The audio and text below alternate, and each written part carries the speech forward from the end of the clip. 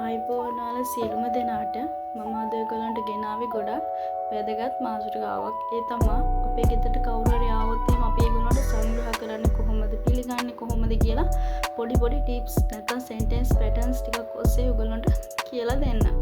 අපි දැන් මුලින්ම අපේ මේ ගෙස් එනවනේ. එනකොට අපි කියන්න පුළුවන් come in and make yourself at home කියලා. ඒ කියන්නේ ඔයාගේ ගෙදර කියලාම හිතා ගන්න කියලා. එතකොට ඒ පුද්ගලයාට අපි කියන කම්ෆර්ටබල් ගතිය නැති වෙනවා. එතකොට එයාට ඒක අර නවතරක් නැතනම් අර අමුතු තැනක් කියලා හිතෙන්නේ නැහැ. තමන්ගේ තැනක් කියලා හිතනවා නේද? ඊට පස්සේ අපි දැන් ඉඳගත්තට පස්සේ අපිට කියන්න පුළුවන් would you like a coffee කියලා.